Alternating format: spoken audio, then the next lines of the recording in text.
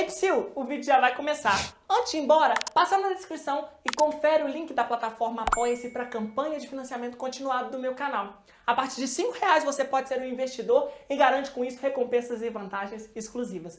Passa lá! Compasso binário.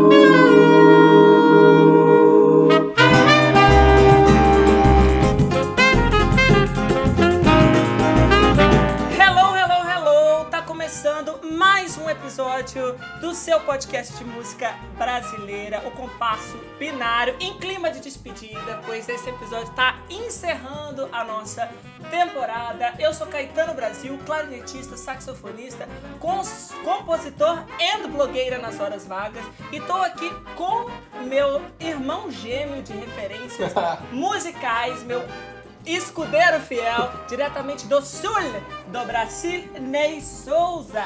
Fala, Caetano! Pois é, pessoal, sou eu aqui, Ney Souza, nesse encerramento de temporada do Compasso Binário. Tô muito feliz de estar aqui mais uma semana contigo e hoje a gente tem mais um convidado junto com a gente nessa gravação, uma alegria. A gente tá encerrando com chave de ouro, com mais um compositor que influencia muito a gente. Quando a gente faz música, a gente lembra muito dele, que é o Pedro Paes. Alô, rapaziada! Que satisfação estar presente aí nesse programa maravilhoso. Muito obrigado pela oportunidade maravilhosa da gente vir bater esse papo aí sobre isso. Imagina vocês pensarem logo em mim quando vão fazer música, cara. Onde vocês estão, cara? Século XXI, né? Só pode ser, né?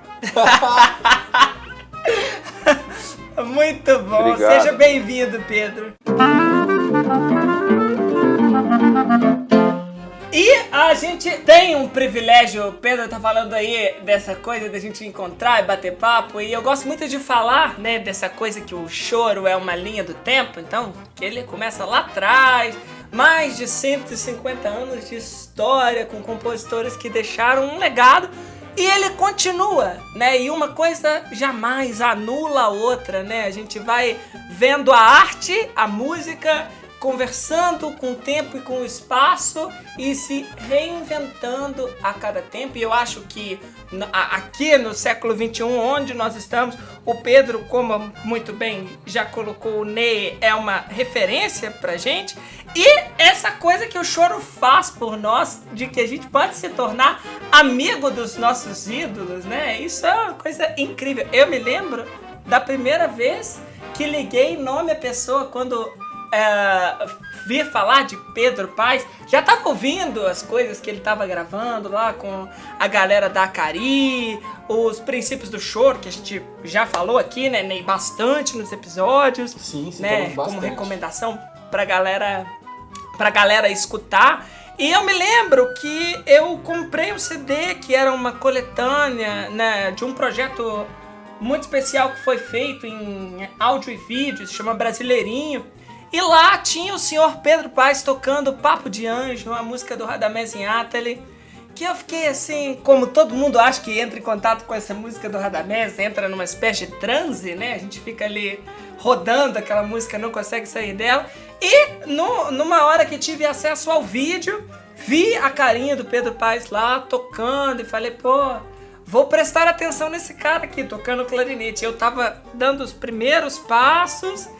E, poxa, já ficou ali aquela semente, né? Pô, esse cara aí tem algo a dizer. Bom, algo a dizer. Essa é uma época maravilhosa aí que você tá lembrando, cara. Realmente, a gente tava nessa formação do sexteto Maurício Carrilho, sendo convidado pela produção do Brasileirinho a fazer uma participação nesse documentário que assim, prestou um belo serviço à música brasileira, né? Assim, fazendo um registro assim, de figuras maravilhosas que já subiram, né? Como Paulo Moura, como Zezé Gonzaga, como Jorginho do Pandeiro.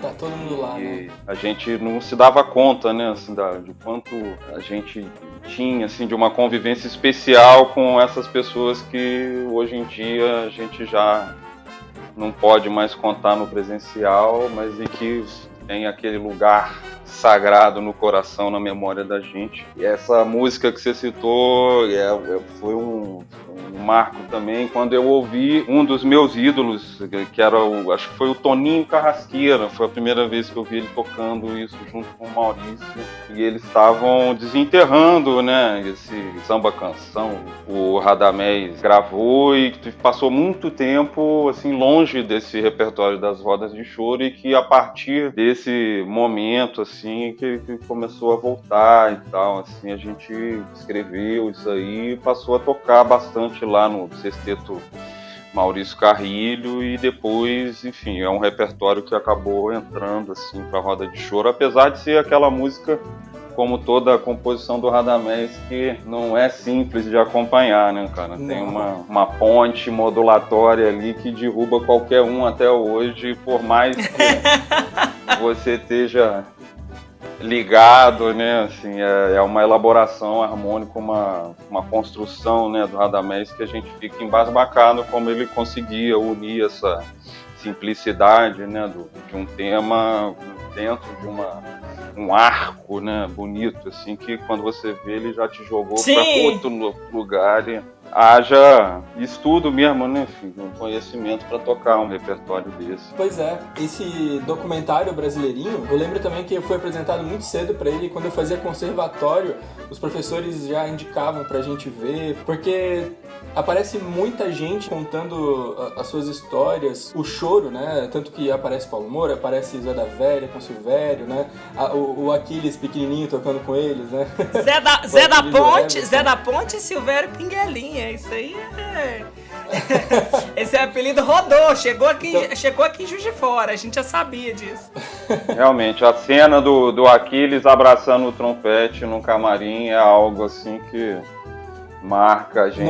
O Jorginho do Pandeiro chorando, se emocionando também, né, contando da história da vida dele. São vários momentos assim muito legais. Agora, a gente passou um dia inteiro gravando e...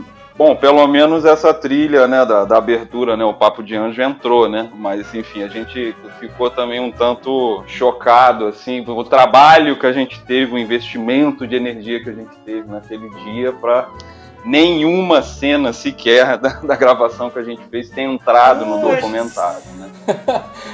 Bastidores. Isso a Globo não mostra. Faz parte, né, cara, a gente tem que lembrar de todos os aspectos, né? Foi muito bacana, assim, o documentário e tudo, mas é isso, né? Eles também, como todo projeto, né, quando você começa captando, né, informações, e quando vai chegando num formato final, você não tem como colocar tudo. Você vê que, na verdade, você tinha que ter feito 3 filmes. Ou, enfim, vão ter sempre visões assim que você vai precisar, você não pode incluir tudo, né? Você tem que fazer escolhas difíceis, e eles fizeram as escolhas que lhes cabiam, né, naquele momento, tudo. Mas eu entendo, assim, nesse ponto de vista, era o que dava para fazer.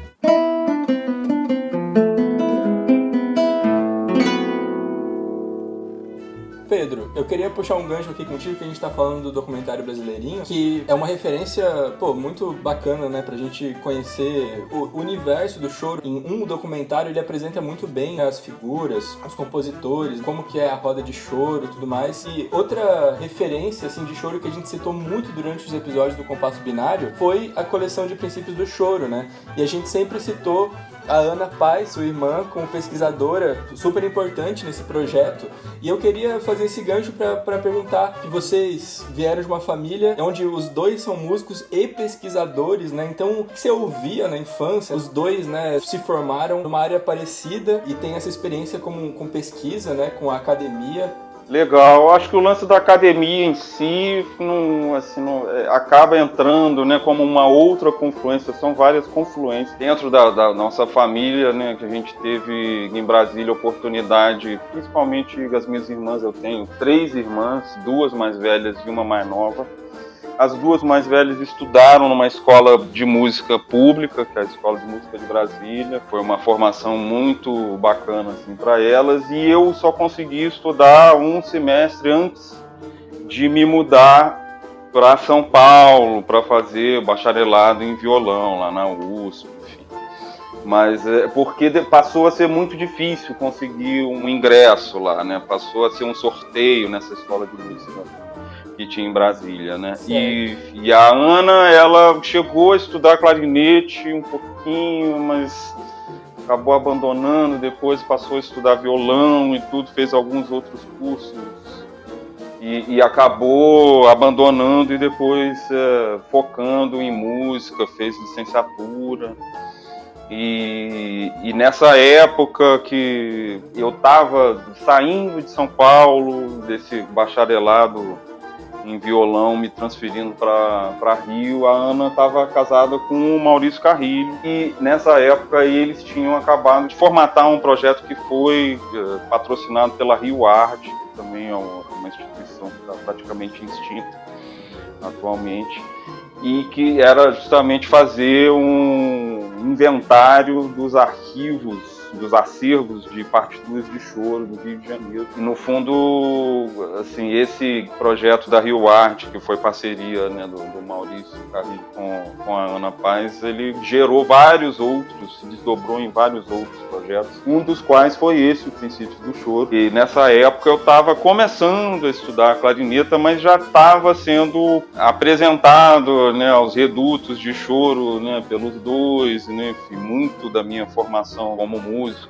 popular, como pesquisador também se deu por meio desse contato, né, com os dois. Então, nesse sentido, eu devo muito assim a eles. E então eu era convocado a trabalhar, né, nos arquivos, né, assim, fui muito ao MIS, fui muito ao acervo do Mozart de Araújo, no CCBB. Trabalhei também como pesquisador indicado, né, assim, nesse mesmo contexto, no arquivo da banda do Corpo de Bombeiro. Então, assim, era muito, assim, essa pesquisa acaba vindo um pouco a partir da prática também, né? Acho que é um caminho interessante também da gente pensar a pesquisa hoje em dia, que está tão precisada de espaços mais comunicativos, né? Assim, a gente vê as pessoas muito preocupadas em chegar no público, né? Exatamente, fazer essa informação circular, porque está todo mundo preocupado em obter lá o seu título, né?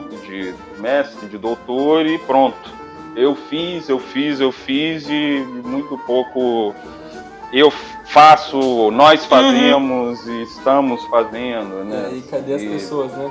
Nesse sentido também uma conexão com a prática, né? Assim, são pesquisas que elas vêm da necessidade de você conhecer melhor o objeto, né? De que você está falando, de ter uma oportunidade de olhar com honestidade, né? Assim, para a sua história, e nesse sentido também um olhar científico, mas no fundo somos musicistas, né? Assim, também. Então esse olhar acadêmico, metodológico, tudo, ele acabou vindo, assim, também por conta dessa necessidade que a prática foi impondo, né? Assim, a gente não tem esse perfil e tá correndo atrás, né? Enfim, acho que a Ana tá fazendo doutorado também, eu tô correndo atrás de doutorado, assim, acaba que vem complementando o que a nossa prática enquanto músico já colocava pra gente, né? Que é você saber do que tá falando, né? De você ter um contexto, um respeito e honrar quem veio antes de você, né? Enfim,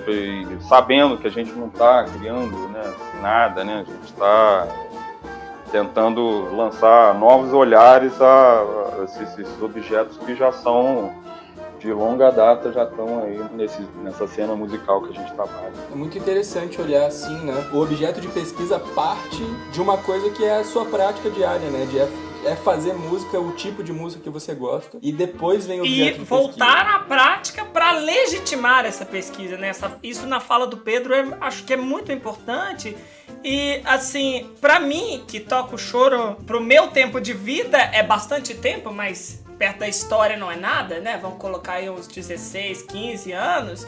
Quando eu comecei a tocar música, a tocar choro, o cenário que a gente tinha era muito diferente. Então, nesse tempo, o trabalho de pessoas como o Pedro, como a Ana, o Maurício e outros que se juntam a esse time para embasar essa nossa prática, né, para a gente trazer essa informação, para descobrir, para tirar do ocultismo essas figuras, né, esses nomes que construíram essa história, que como também colocou muito bem o Pedro, a gente segue, né, a gente dá andamento, né, anda sobre os passos que essas pessoas colocaram, é muito importante e num prazo relativamente, historicamente curto, tem transformado já muito a nossa realidade, assim, tanto nesse quesito do acesso à informação, de partitura, de edição, né? Então acho que é muito importante esse processo e a democratização que rola a partir disso. Com certeza, o Caetano, a real também eu acho que a gente está num momento assim muito privilegiado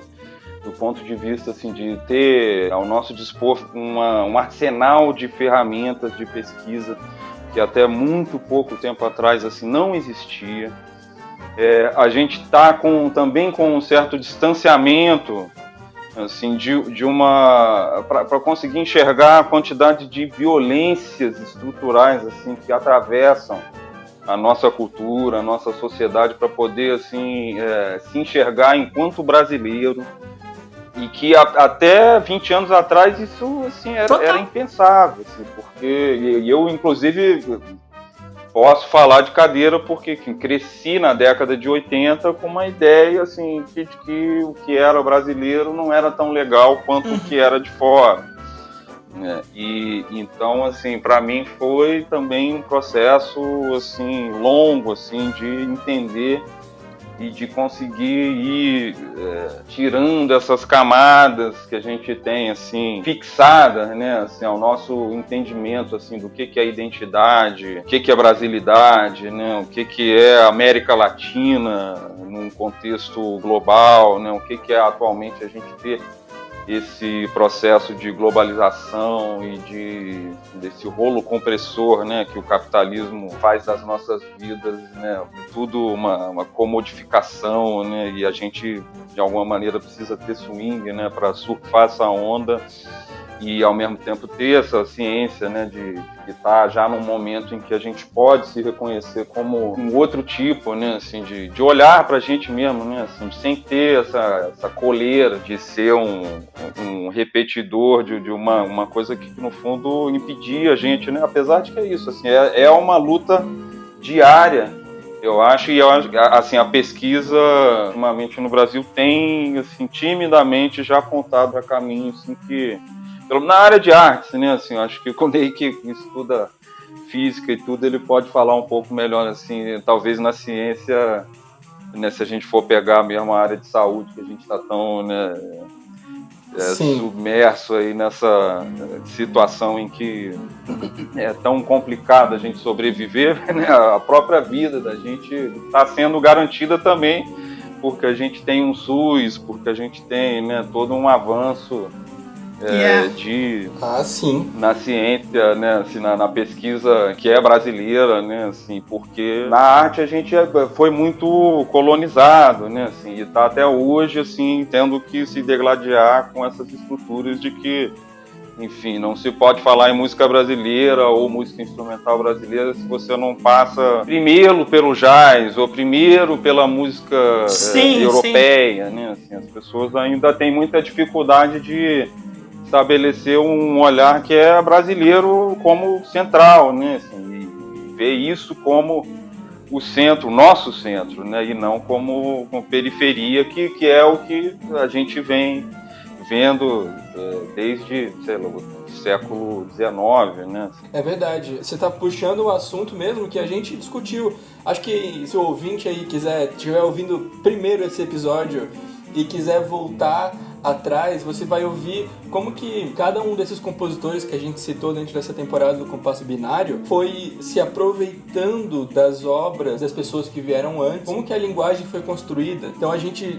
citou compositores do final do século XIX e como os compositores do início do século XX já aproveitaram essas obras e como que isso vai se reciclando, né, no melhor sentido possível, vai embasando a música que se segue. A gente realmente, como o Pedro tá falando, o normal, né, o comum é sempre falar da construção da música brasileira e pensar em alguma coisa de fora, música europeia e jazz, mas na verdade a gente tem os grandes maestros da música brasileira que criaram e a gente consegue embasar completamente a música brasileira em cima desse grande nome. Com certeza estão ligados nesse legado, né? nessa tocha que vai passando de um pro outro e que tem essa raiz, né? A nossa ancestralidade. É muito importante falar e discutir isso. E o papo tá rolando tão lindo, tão natural e maravilhoso que eu nem fiz a minha introdução astrológica ao compositor, então eu vou fazer isso nesse momento. Nosso momento João Bidu, para falar aqui pro nosso ouvinte, ouvinta ou ouvinto, quem quer que seja, que Pedro Paes é natural de Brasília, nascido no dia 28 de abril de 76, taurino, aquela pessoa que vai ser o signo do prazer, né, de gozar a vida, e acho que o Pedro faz isso muito bem através de sua música, nos presenteia, né, sempre, apesar de às vezes a gente estava aqui preparando para começar o podcast, Pedro assim, não gosto muito das minhas composições, mas isso aí também tá tudo lá no mapa, depois nós vamos abrir esse mapa astral aí do Pedro pra saber esse rolê aí, mas é importante a gente saber desse início, né? Onde é que tá a raiz, como é que tava o céu naquele momento que Pedro Paes veio ao mundo. E por falar em vir ao mundo, Pedro Paes, conta pra gente o que tocava de música na sua casa na sua infância. O que vocês ouviam de música? Rapaz, complicado assim dizer, não tem muita clareza assim, né? Eu ouvia muito as cordas do violão, Mi, Lá, Ré, Sol, Si, Mi, assim, que são das minhas lembranças mais tenras, assim, de ter um instrumento. Da casa 5 e da casa 7. Pois é, que tinha um violão rolando lá em casa das minhas irmãs que estudavam na escola de música, como eu falei, enfim. Meu pai gostava muito de ópera, assim, tinha uma coleção de vinis, assim, que acabou ficando comigo e que assim, era muito fissurado assim, em música clássica, mas ele gostava também muito de música popular brasileira, Chico Buarque, de Gilberto Gil, enfim, mas um ouvido bastante eclético, assim, digamos, não era muito fixado assim, em brasilidades não, também, assim, gostava muito de poesia e tudo. A minha mãe tinha menos ligação assim com isso, até hoje ela acha que é incapaz de cantar uma melodia, então pela via assim dos meus pais e das minhas irmãs tinha esse repertório meio clássico, meio popular. Eu acho que, como eu estava falando, na década de 80 eu vivi muito atravessado por essa noção de que o que era bom era o que era de fora, né? Ouvi, além do, né, nascendo em Brasília, daquele rock brasiliense que rolava, né, as bandas de Brasília que faziam muito sucesso lá, Plebe Rude, Legião Urbana e tal, a gente começou a ouvir também bastante música pesada, né, aquela onda, aquele rock pauleira. Isso aí acho que teve uma função assim também, de uma manifestação de uma energia, de uma agressividade que vinha ali pela via da música, que eu acho que até mais nesse sentido do que propriamente uma linguagem musical.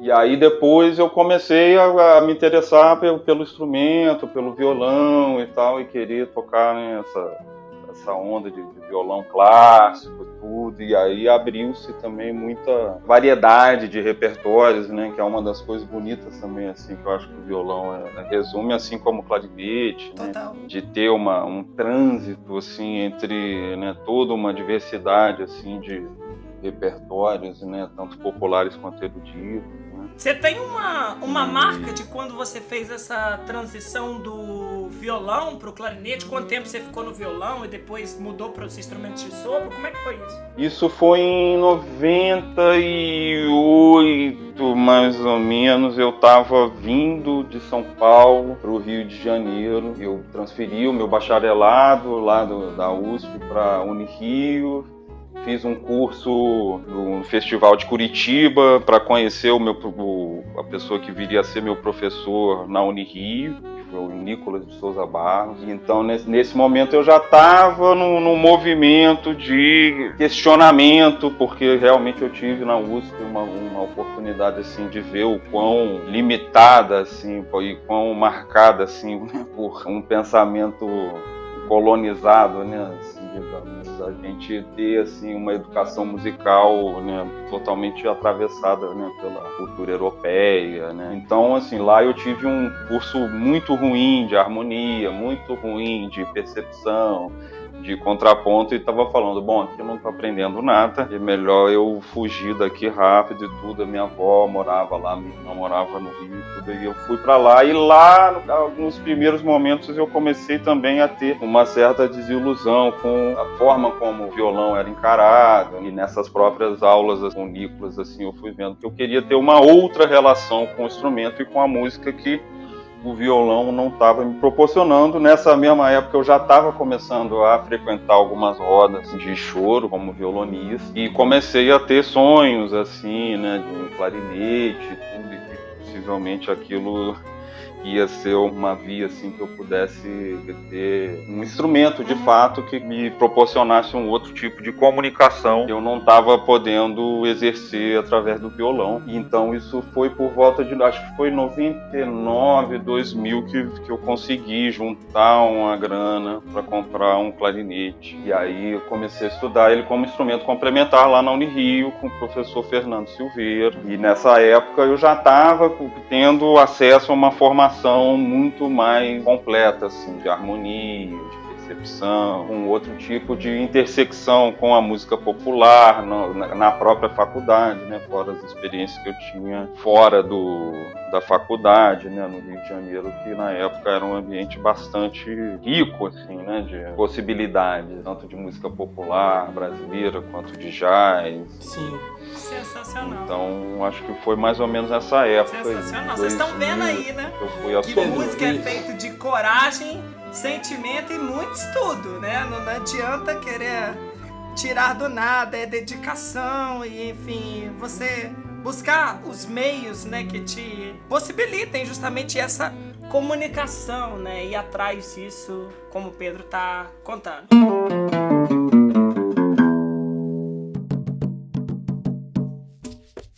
Essa troca, né, que você fez do violão pro clarinete marcou muito. Você se desenvolveu muito como arranjador, né, desde os anos 90 para cá. A gente ouve muitos arranjos seus nos discos de choro, mas eu quero deixar um registro aqui de que tem uma herança sua do violão que influenciou um rapaz em Santa Catarina. Eu achei o seu arranjo de violão da música Sinuosa e eu toquei na época do conservatório. Então fazia parte do meu repertório de violão solo o arranjo que você fez. Isso foi na época do Unirio, né? Eu acho que foi um pouquinho depois. Isso foi uma comissão. Eu estava já começando a atuar profissionalmente como clarinetista, mas tinha nesse momento de transição já começado um repertório de arranjos para violão solo, né, de coisas que eu gostava, assim, escrevi algumas coisas do Radamés, inclusive, que a gente já falou aqui, Zanzano em Copacabana, escrevi... Esse arranjo está disponível na Casa do Choro, inclusive, que eu já fui lá catar. E aí peguei algumas músicas do Maurício para fazer também, entre elas Sinuosa. E esse arranjo, eu acho que ele foi gravado pelo Alessandro Penese, inclusive. Pelo Penese, né? No disco Sentindo. É muito bom. Isso, nessa época o Maurício me pediu, o Maurício estava produzindo esse disco, ele me pediu vários arranjos que eu tinha lá nesse baúzinho de arranjos de músicas do Maurício para o Penese gravar. O Penese pegou esse arranjo para gravar, esse arranjo que você viu, né? Você também em Santa Catarina, ele chegou lá também, né? Muito bom. Então bora celebrar esse cara incrível que vocês estão vendo, que é o Pedro Paes, tocando uma música dele que eu adoro. Um choro sambado, um choro de gafieira, aqueles gostosos. Bora de Descabeceado, Ney.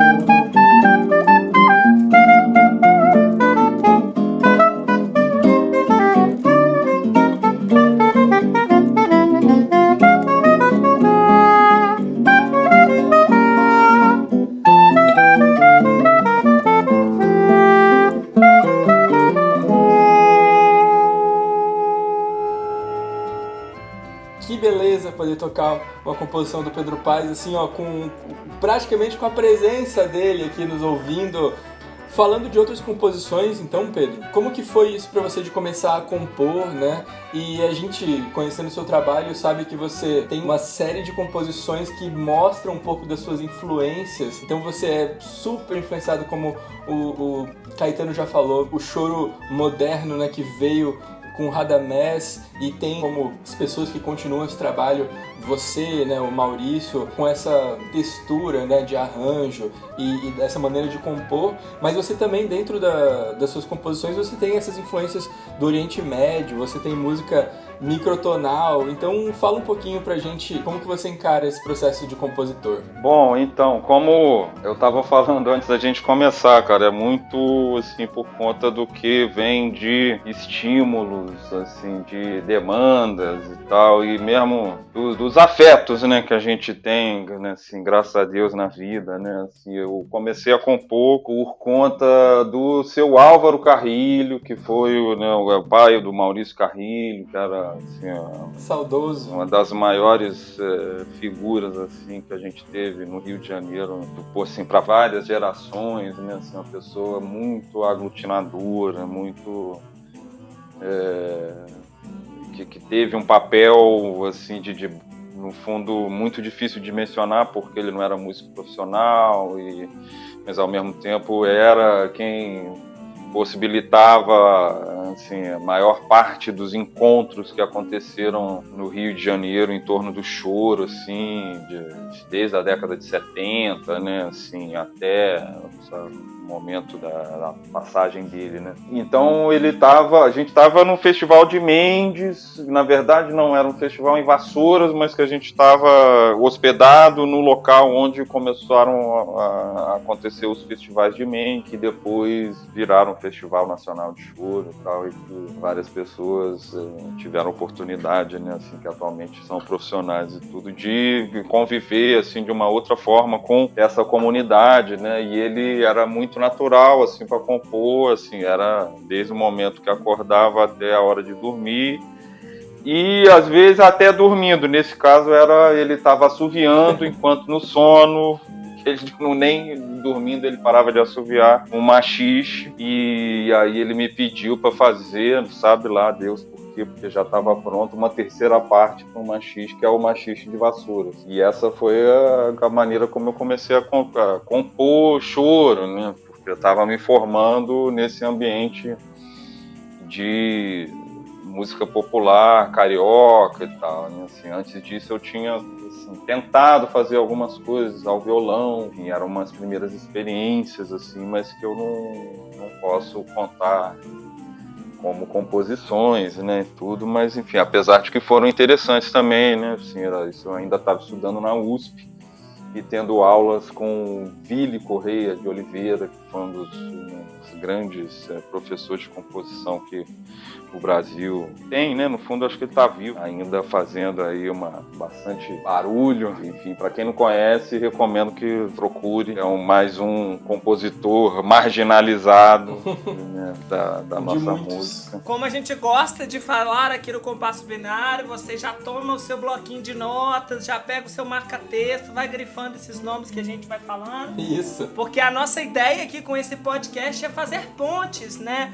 De um compositor, a gente está falando também de um trabalho de outras pessoas que estão em torno dele, de outros discos, de outros projetos. Então, o que a gente quer trazer para quem está escutando a gente é um pouquinho disso, né? Instigar que a pessoa procure, vá atrás e se aprofunde, né? Nessa história tão rica que a gente tem na música popular brasileira. E o Pedro tá endossando aí nessa fala, coisa que eu já ouvi ele falar outras vezes, sobre essa coisa de compor a partir de uma realidade, né? A grande maioria do trabalho do Pedro, independente se tá ligado a uma estética mais tradicional do choro, ou propondo coisas que são ainda muito novas para esse universo, eu vejo essa preocupação, e é uma coisa que eu acabei... que me inspira muito também na hora que eu vou compor, de aplicar esses estímulos, aplicar essas influências dentro de uma linguagem, dentro de um formato que seja viável executar, ou seja, né, nesse universo que ele mesmo já citou, que passou a estar inserido da roda de choro, dos instrumentos do regional. Então, quando o Pedro faz uma música como O Diabo Verde, né, que nós, da Orquestra Choramundo, eu com mais 9 amigos tivemos o prazer de gravar, ele tá pensando originalmente lá numa formação de cavaquinho, de violão, mesmo numa música que vai trabalhar quartos de tono, clarinete, técnica estendida. E aí eu queria perguntar pro Pedro um pouco sobre... A gente que compõe fica curioso, né? E acho que quem tá ouvindo também vai querer saber como é que é o processo, assim, de começar uma peça, como é que são os seus métodos, você costuma deixar vir de uma maneira mais intuitiva, você para pra fazer? Como é que é um processo lento, sofrido para mim, assim, não tem muito assim uma fórmula, não. Raramente ele vem assim meio de sopetão e eu consigo encaçapar assim num espaço de tempo razoável, assim, né? Essa música que você citou, por exemplo, ela acho que é uma reelaboração de uma outra ideia, assim, que surgiu, mas, assim, como, assim, voltando ao processo, talvez a história dessa música possa servir também, assim, como ilustração de como funciona para mim, mas como eu estava dizendo, em geral, parte ou comissões, ou encomendas, ou demandas internas, assim. Eu me lembre, por exemplo, teve alguns surtos, assim, de produção mais volumosa que surgiram a partir de demandas externas desse tipo. A gente estava fazendo um programa semanal na Rádio Nacional AM, lá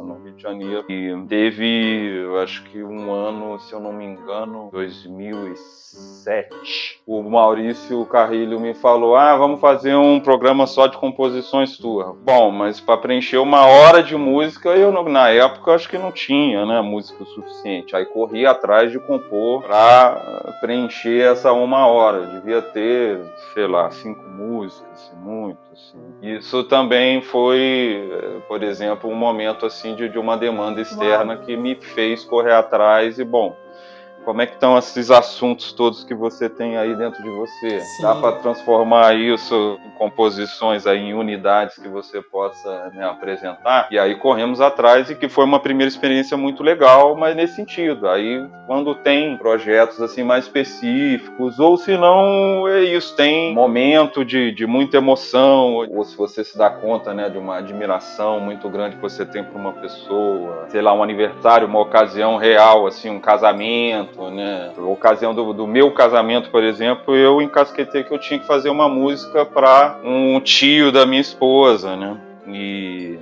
E aí era para ser executada no meu casamento e tinha uma urgência toda, e quando eu fui ver depois, estava meio que explicado porque esse tio dela veio a falecer 15 dias depois do nosso casamento. Nossa! Uau! Então, assim, em geral são essas demandas externas, assim, que vão puxando da gente essa expressão de poder transformar a música num presente, num gesto de afeto, que eu acho que é por aí que eu vejo, assim. São poucas as músicas que eu tenho que não são dedicadas a alguém. Eu até fico meio tanto que eu quando não eu fico, bom, mas essa você está dedicando para alguém, não é para você mesmo, não é para quem?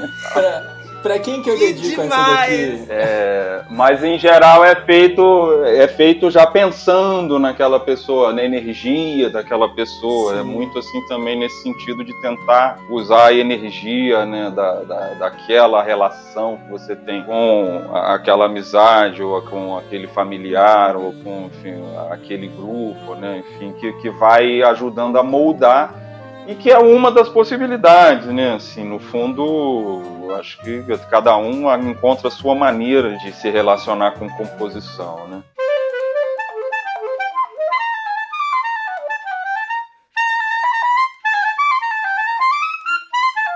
Mas aí, para voltar aí, essa história do Diabo Verde, ele nasceu de uma outra história. Enfim, eu estava começando a pensar nessa possibilidade da gente ter, assim, dentro de uma música, outras músicas, outros andamentos, outros gêneros, assim, paralelos, né? Como se você tivesse essa possibilidade de estar nessa sensação que assim, surgiu um pouco dessa cena que a gente viu uma vez num festival em Leme, que tinha um rapaz que estava dormindo no meio da roda de choro e de boca aberta, assim, olhando para o céu e tudo, estava todo mundo dando muita risada, e a gente via que ele estava tentando acordar, e a gente tocando, estava rolando um machichão, sei lá, uma pancadaria, e enfim, o festival inteiro assistindo aquela cena e ele sentado no meio da roda, dormindo de boca aberta, olhando para cima.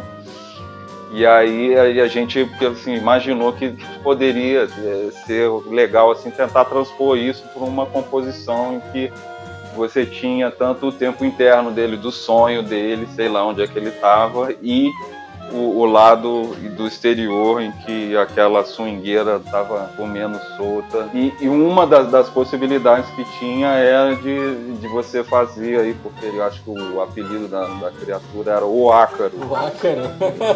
Era o rapaz que estava dormindo, foi baseado nisso, né?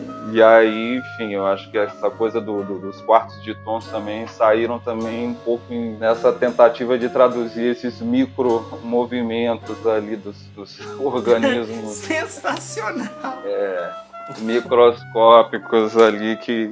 Enfim, essa música, ela acabou sendo remodelada. Eu reaproveitei essa ideia dos microtons e tudo para fazer o Diabo Verde, que já tinha também assim essa dimensão onírica ali, né, desse diabo que nos habita, né? Fala um pouco também dessa ideia aí de que a gente está sempre convivendo com os nossos fantasmas, digamos assim. Então tentei transpor ela nesse sentido, assim, eu não, acho que até eu ainda não desisti de encaçapar o Ácaro, mas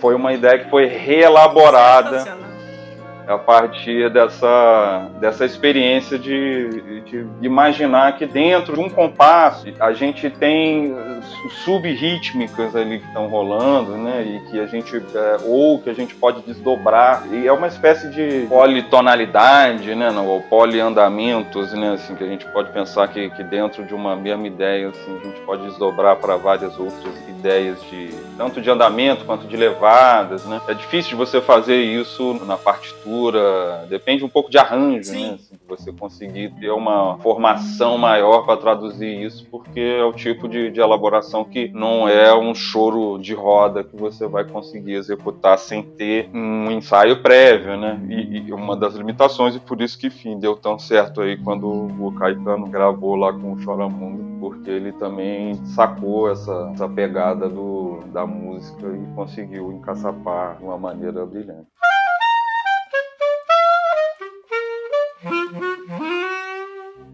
Eu acho muito interessante você comentar isso, Pedro, sobre o choro que não tá pronto ou não tá pensado por uma estética necessariamente da roda, porque a composição em si traz outras demandas, e que eu acho que é um caminho natural da linguagem, né? Pensando aí o choro como uma forma de ver a música, que é a forma como eu encaro no meu processo de tocar e também de compor, e acho que é um ponto em comum nosso, né?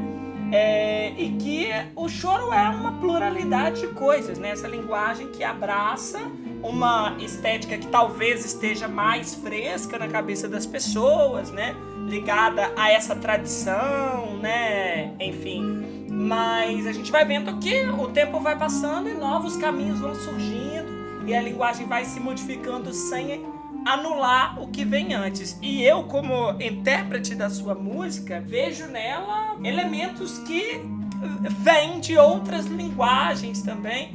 E aí queria que você comentasse um pouco se é nítido para você, assim, o que mais te influenciou nesse aspecto da composição, o que ou quem, né? Assim, se tem um compositor que você foi lá na obra dele, esmiuçar tudo, transcrever, enfim, se tem essa coisa de uma forma direta na sua obra. Vale dizer aí também, Pedro, se em arranjo também isso acontece, né? Porque às vezes isso tá linkado, né? Sim! Totalmente. Eu acho que esses campos que a gente está lidando, composição, arranjo, improvisação, eles estão muito ligados, né? Assim, é um assunto que rola uma intersecção e que às vezes a diferença é de você ter mais tempo, de você estar online ou offline, né? De ter conseguido resolver, estudar com mais detalhe, né? A médio, longo prazo, ou enfim, a música espontânea, improvisada, entre aspas, no fundo é resultado desses assuntos, né? Dessas verdades que a gente vai desenvolvendo ao longo do tempo, né? Então, assim, são muitos aspectos aí que talvez a gente tenha que abordar nessa pergunta. Em termos, assim, de compositores, assim, que eu tenha usado, no bom sentido, como referência, eu acho que é um processo constante de busca, de estudo, de escuta, né? Assim, acho que é difícil a gente, hoje em dia, falar de ouvir música, né? Escutar música tá muito difícil, né? Assim, atualmente, né? E eu falo, obviamente, por experiência própria, assim, acho que cada um tem suas dificuldades ou facilidades, hábitos, né? De como escutar, né? E vários tipos de escuta que faz ao longo do dia. Você falou em estudar compositores e transcrições e tudo. Claro que eu fiz e faço isso sempre que posso, porque a gente tem uma antena que hoje em dia tem acesso a uma quantidade tão absurda de coisas maravilhosas que tem ao nosso redor, né? Tanto da nossa cultura quanto de culturas estrangeiras, e é muito difícil, assim, a gente dar conta, e no fundo cada um tem lá suas sintonias, né, suas frequências com que trabalha, né, tudo. Então, assim, dentro da história do Brasil, eu estou o tempo inteiro, enfim, da geografia brasileira também, acho que tem várias maneiras de você tentar ver isso, porque eu acho que o choro acaba tendendo a ficar muito restrito, assim, ao Sudeste, ao Rio, São Paulo, né, quando, assim, a gente tem, nesse processo, assim, oportunidade, principalmente no Rio. Claro que eu posso falar do meu lugar de fala, né, que da minha história, então eu pude conviver, assim, com pessoas que eram de fora, né, músicos da América Latina, bastante. Pude tocar frevo no carnaval, né, por mais de 10 anos. Pude tocar carimbó também com músicos paraenses que moram no Rio há tanto tempo. Então, assim, a partir disso, assim, a minha visão, assim, de referência de gêneros e de compositores pode ser muito enriquecida, assim, para além do lance do choro, que tem de ser, assim, mais focado no Pixinguinha, né, nesses compositores instrumentistas que acabaram se fixando mais no Rio de Janeiro, em São Paulo. E isso eu acho que atualmente a gente precisa rever. Sim. Porque a gente eu pelo menos tenho de algum tempo, assim, com o entendimento que onde tinha centro urbano se formando, tinha música popular, instrumental acontecendo, se desenvolvendo, e você quiser chamar de choro, chama. Se não quiser, tá bom também, enfim, eu não tenho preocupação, assim, em encontrar uma categoria, né? Eu tenho interesse em encontrar esses elos que a gente tem em comum. Lindo. E aí, acho que isso extrapola o nosso próprio país, né? Sim. E aí, eu acho que, infelizmente, a gente tem uma condição que é muito limitada, né, enquanto identidade, né? Assim, o brasileiro não se reconhece enquanto uma identidade latino-americana, né? Então a gente é profundamente ignorante das músicas dos nossos países vizinhos. Sim.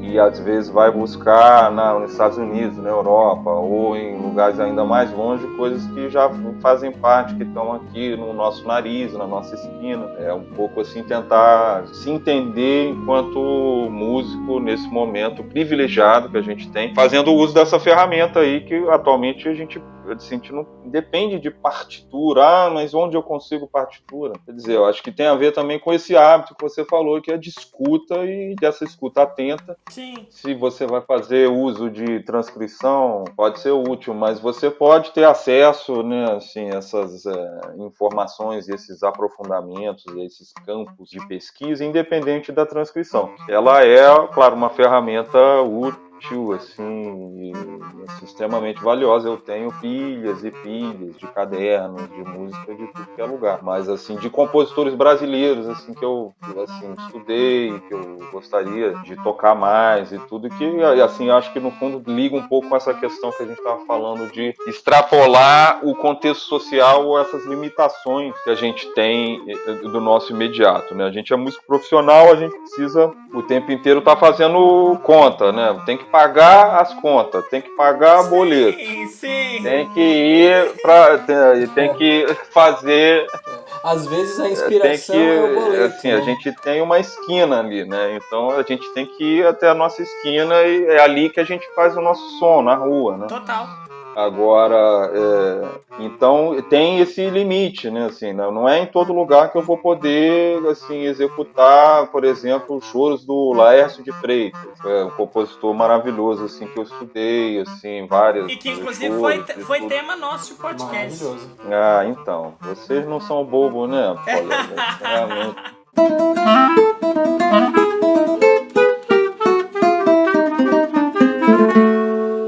Mas o que o Brasil quer saber é que uma vez eu comentei com alguém, algum músico de choro, um violonista, eu acho. Eu falei assim, cara, você conhece as músicas do Pedro? Você não conhece, você precisa... Eu falo, claro que eu conheço as músicas do Pedro, pô. Tocar aquelas harmonias tem que ter uma calculadora científica do lado pra decifrar aqueles acordes que ele coloca. E aí eu queria saber, por exemplo, essa linguagem harmônica tem uma inspiração direta, específica, porque às vezes segue caminhos do choro, mas de uma forma muito própria, assim, né? Com conduções que às vezes poderiam ser feitas com acordes mais simples, né? Com menos som, e que você encontra um jeito próprio de trazer esse caminho. E aí, especificamente nesse caso, tem alguma referência? Eu tô falando isso que eu tô com meu caderninho aqui, eu quero anotar. Ah, não, mas isso é porque o Caboclo não viu nenhuma partitura de música do Caetano Brasil, né? Que aí sim ele não vai precisar de calculadora, ele vai pegar um computador quântico. Olha o sujo falando do mal. Ele vai precisar de um computador com não sei quantos mil tera para conseguir dar conta de toda aquela verticalidade.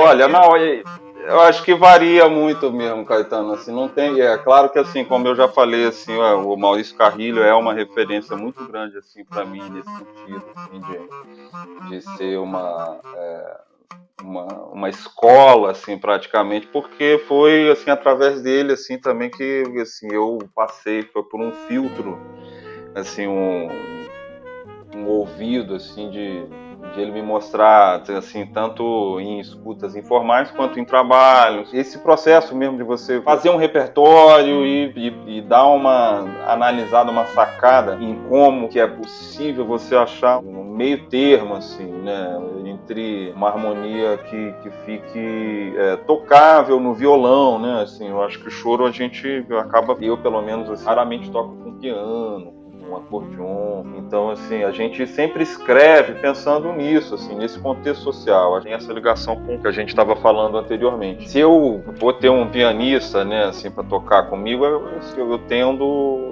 a escrever uma harmonia um pouco mais aberta, né, um pouco mais específica para aquele instrumento, né, que já abre mais, né, assim, então no meu universo, assim, de perspectiva para quem eu vou escrever, a gente compõe imaginando quem é que vai acompanhar a gente. Vai ser um regional, vai ser na roda de choro, então a gente acaba tendo esses limites que são, assim, dados da realidade. Não adianta você escrever. Já nasce junto. Né? Exatamente, assim, agora dá vontade às vezes de fazer uma coisa que vai ser um pouco além ou que possa abstrair disso, assim, mas no fundo eu tive, assim, relativamente poucas oportunidades de fazer isso. Por outro lado, eu acho que o gênero também traz esses limites, né? Se você tentar compor um frevo, por exemplo, que é uma música que é para ser tocada na rua, no carnaval, com um discurso harmônico tão elaborado quanto o do choro, você vai ter dificuldade. Se fazer entender, daquela coisa soar, entendeu? Então, assim, é um outro tipo de constrangimento no bom sentido. Da mesma forma, eu vejo, assim, um carimbó, assim, né? Não adianta você querer escrever, né, uma harmonia com muitas tensões, assim, para um banjo, né, assim, na forma como ele é tocado, né, no carimbó tipicamente, assim, que ele vai ter dificuldade não só em executar, em montar aquele acorde, em fazer aquilo afinar, e ainda preservar uma certa característica, assim, né? Então eu procuro ao longo desses tempos, assim, de muita experimentação também, assim, coisas que eu vi que não funcionaram, assim, tentar escutar esses limites, né? Em relação, assim, a essa complexidade aí que você citou toda, a gente procura fazer também do discurso harmônico uma história que não está ali à toa, né? Assim, se eu estou usando, né, um acorde com sustenido 11, uma 13ª ou um menor com sétima maior, não é porque eu acho que aquilo é bonito ou que vai soar bem, assim, é porque tem uma história que está sendo contada ali, que é aquele acorde que vai dizer, aquele colorido é que vai ser, até porque muito das minhas composições são feitas a partir de uma ideia harmônica, e aí depois tem uma ideia melódica que vai se desdobrando, e, enfim, também muito, assim, inspirado e tal em outros compositores que eu tenho alguma notícia que também trabalham, assim, né, de você deixar fazer brotar uma melodia a partir de uma trama harmônica que por si só já conta uma história independente, né, assim, que você ouvindo só aquela base, a gente toca uma música que é muito elaborada, né, assim, nesse sentido, né, assim, choro, samba, de um discurso harmônico muito rico, né, assim, então acaba que o meu trabalho às vezes é me desprender disso e poder compor abstraindo dessa dimensão mais harmônica e focando mais nessa horizontalidade e deixando às vezes esse aspecto harmônico mais aberto e tal, sim, mas no fundo a gente está falando desse contexto que é a música brasileira, né? Brasileira, enfim, choro, samba. Bom, como a gente acabou de falar, a gente está considerando brasileiro vários outros gêneros no qual esse discurso elaborado da harmonia não é tão preponderante, mas ainda assim é um ponto de partida nosso, né? Ele vai estar sempre informado dessa verdade de Chorão, né? Assim, da gente. Então, por isso que tem essa consideração que é difícil de reconhecer e, no fundo, acho que não impede a gente de experimentar, ainda que sob o risco de você reconhecer, bom, isso não funcionou. Sim. Sensacional, sensacional.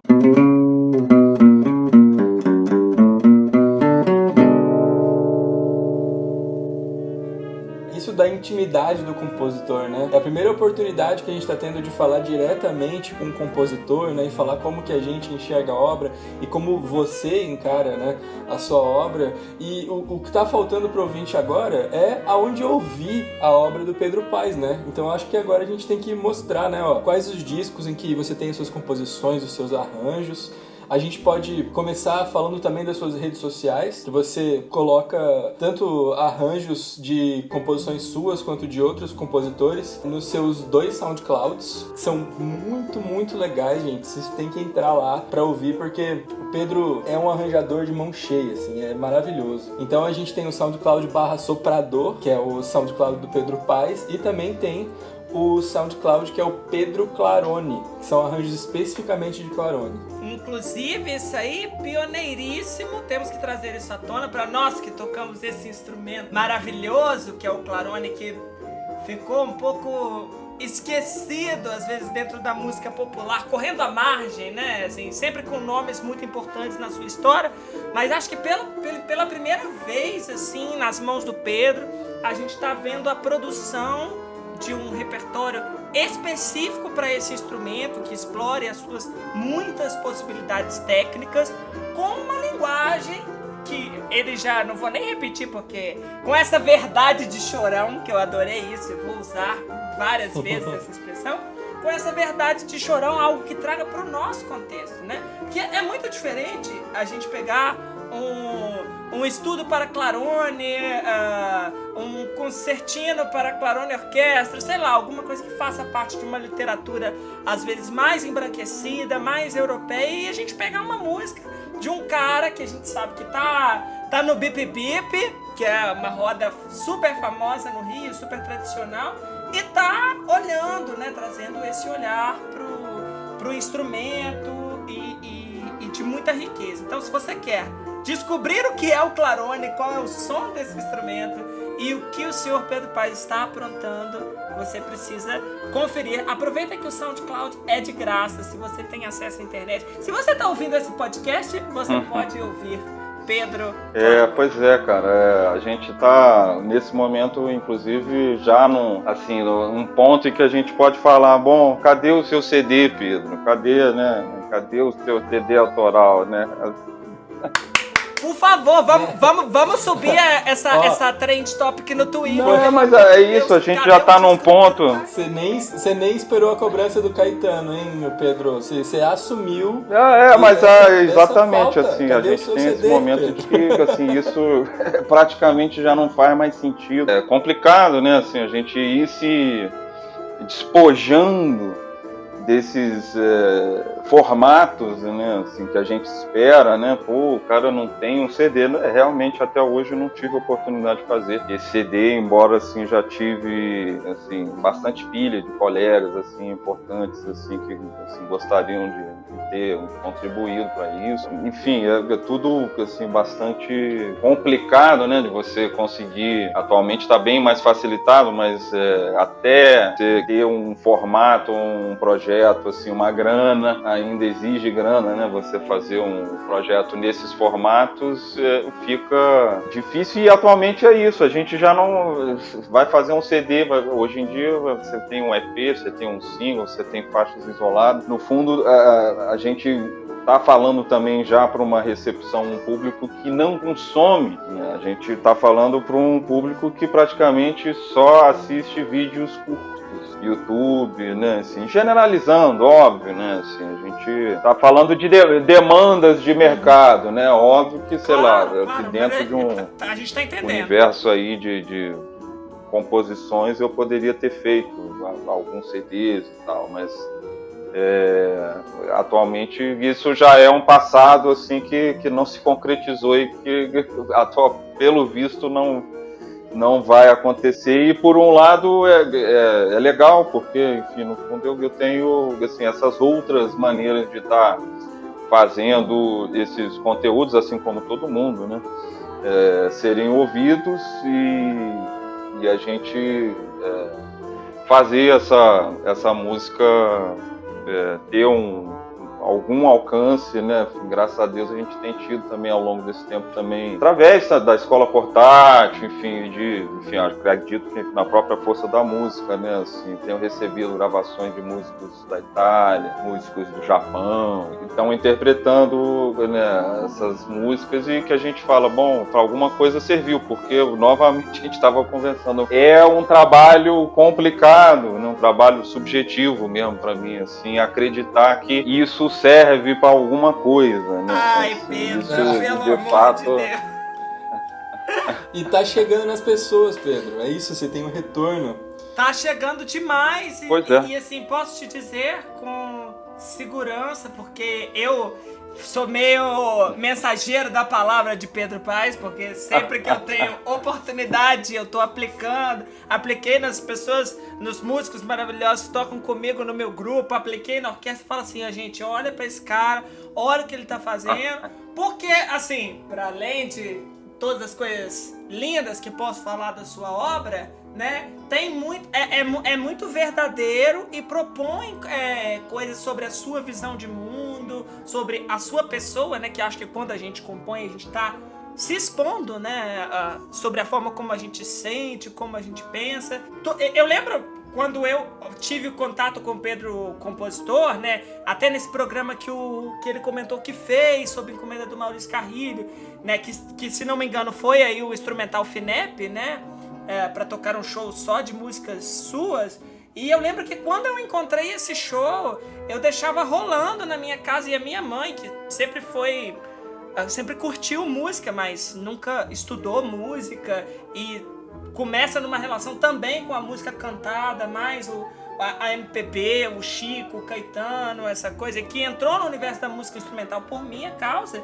Eu lembro de ela pedir pra colocar de novo, sabe? Poxa, tem alguma coisa aí, sabe? Esse cara tocando uma maneira com uma escala do leste europeu. Pô, esse cara tá vendo uma coisa de uma forma que ele vê.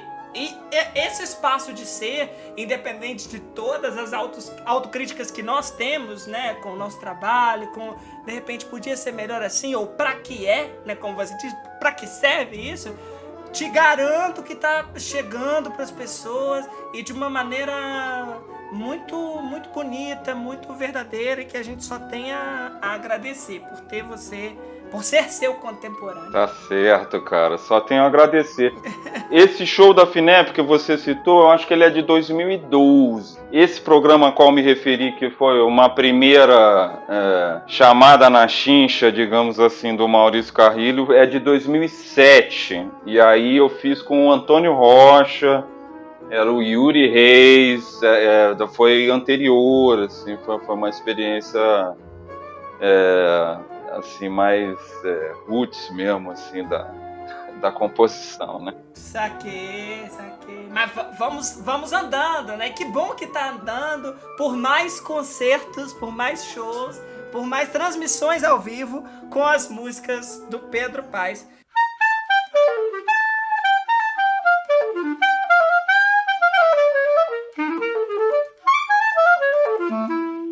Esse instrumental FINEP é um ótimo registro, já continuando, né? Como o Pedro falou, não tem um disco próprio, mas tem várias maneiras de você chegar na composição do Pedro. Esse instrumental FINEP é excelente, maravilhoso. As composições são lindas. E você também, né, Pedro? Só é acompanhado de gente grande. A galera tá mandando muito bem nesse show, é maravilhoso. Outro registro da obra do Pedro tá no disco Brasileiro Saxofone Volume 2. Do Nelor Proveta, já entra na contagem de palavras de quantas vezes a gente falou proveta no compasso binário. Que são muitas vezes, inclusive eu já prometi aí um carregamento de discos autorais meus para quem fizer essa contabilidade, enviando gratuitamente para qualquer lugar do Brasil ou do mundo. Pra quem descobrir quantas vezes a gente falou profeta aqui no Compasso Binário. E quero amarrar isso aí, porque Pedro Paes não brincou no Brasileiro Saxofone Volume 2. Ele compôs uma suíte em 3 movimentos.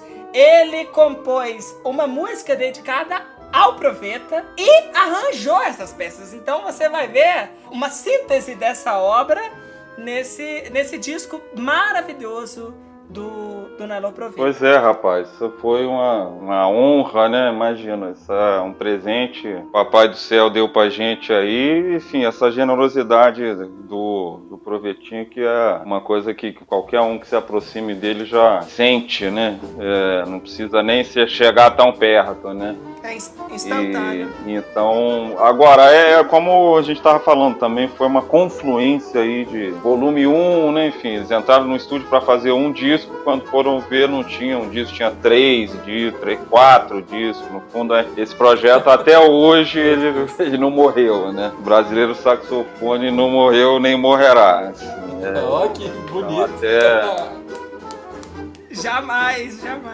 Assim, foi muito também por conta assim, dessa sensibilidade dos produtores, né, do Paulo Aragão, do Maurício Carrilho, que estavam também ligados assim, em coisas que eu estava fazendo, né, sabe lá o que eles estavam ouvindo, né, mas e aí acabaram também tendo essa generosidade assim, de me dar espaço para incluir coisas que eu estava fazendo, e inclusive eu acho que teve relação a esse programa da Rádio Nacional AM, né, de 2007, foi um pouquinho antes. Na verdade, teve esse primeiro de 2007, depois eu acho que no ano seguinte a gente ainda estava fazendo programa semanal lá, e acho que teve um outro episódio, que imagina, esse também foi uma baita escola pra gente, né, ter que fazer um programa ao vivo na rádio toda semana, toda sexta-feira, durante 2 anos, né, isso foi maravilhoso. No segundo ano, inclusive, a gente tocava só músicas inéditas do Maurício Carrilho, assim, era praticamente leitura à primeira vista, né, que a gente sabe que não é brinquedo, né? Assim, aquela linguagem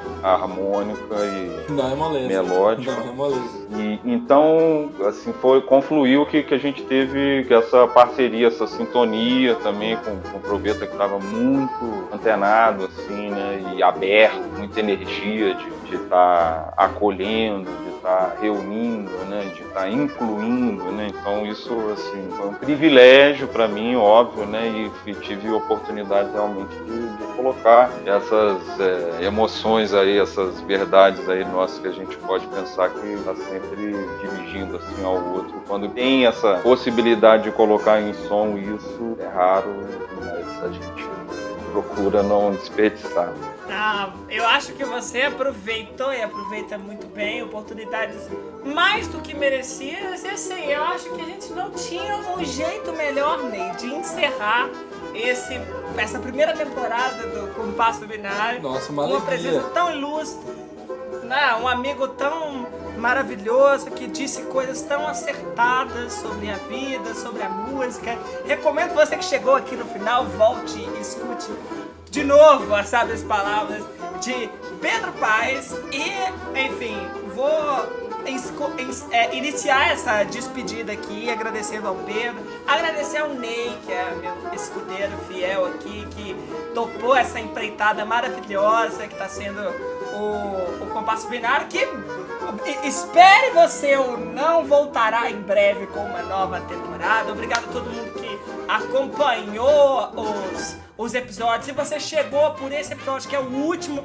volta que tem mais 7 aí pra você conhecer um pouco mais dos compositores da nossa música. Siga a gente nas redes sociais, @Caetano Brasil, @Ney com Y, Souza com Z, Neto, and @Pedro.Paes, Paes com E, _soprador. Gente, vocês são incríveis. Maravilhoso esse encerramento de temporada, e eu acho que não podia fazer um convite mais gostoso pra encerrar essa temporada, que é: Pedro, quer fazer um choro com a gente? Vamos fazer uma composição sua? Bora, galera, vamos fazer uma composição minha aí, só se for agora. Aê! Partiu!